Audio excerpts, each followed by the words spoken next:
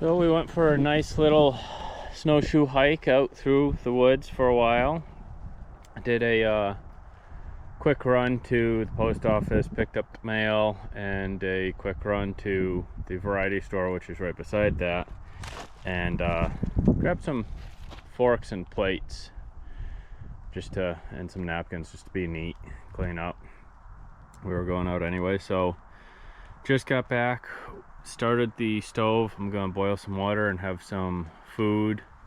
We've got our chair set up in the sun out here. We'll do some reading this afternoon. And since we got everything set up, I figured I'd just give you a quick tour while the food is cooking. So food is cooking. It's just gonna be a mountain house meal. The water's boiling, the stove just got started, as you saw. And we've got our cot made. As you can see, I've had to use some firewood to level out the feet of the cot. But that's where we're gonna sleep tonight. I've got the rest of the wood that we cut up this morning drying around the fire. Don't worry, it's not gonna catch fire there. I'm gonna be right here the whole time. We've got the back window wide open and the front door wide open to allow this to breathe, get some air and some draft in here, because even just cooking like this is gonna really fry the tent otherwise. It'll also help dry up all of this water I've been trekking in here. And we've got the rest of the dry wood I got from my friend out in the vestibule. We have trash and the beef tallow that I've been cooking with. So we are going to cook up, eat a little bit, and sit in the sun and read and let everything dry out, warm up, and get ready for tonight. So I'll see you later. So it's the end of the day. I'm getting ready to call it an evening. It's starting to get dark and cool outside. I've got just a small fire going right now. I still have the door open, but I wanted to show you that I've got my boots and socks hanging up there. Now you don't have to put your boots up there, but I've cleaned them off pretty nicely. So when I put them on tomorrow morning, they're going to be nice and warm and dry inside. And I've got my sweatshirt hanging up there. I'm going to add my other shirt up there, and that'll be nice and dry.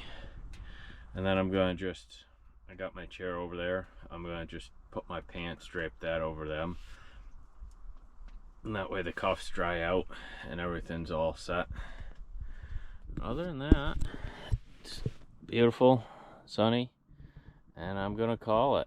So have a good weekend, everybody. Good morning, everyone. We are cooking breakfast right now, and it got a little windy last night, so I just wanted to show you how I tied the tent down. So I just looped it around this tree as a way to catch the wind going this way. I looped just one. I could have looped two if I wanted to around this one, or I could have added another strand for that, but it really wasn't that bad. I probably didn't need any straps. And then I just looped this one here. Like I said, I probably didn't need any straps, but I added them just in case it started getting really windy. So that is that. We are cooking breakfast, and then I will be tearing down the tent and packing up. So I will see you then. So before I tear down the tent, we're still cooking breakfast. I had an afterthought. One of the reasons why I chose this spot was my pathway is just down there. So I'm not that far off the path. I'm on top of this little knoll that I know will be dry. I'm not going to be setting up in a marsh. I can see ledge over there on that side, which is why I was a little nervous about the tent spikes on this side. But those worked out good.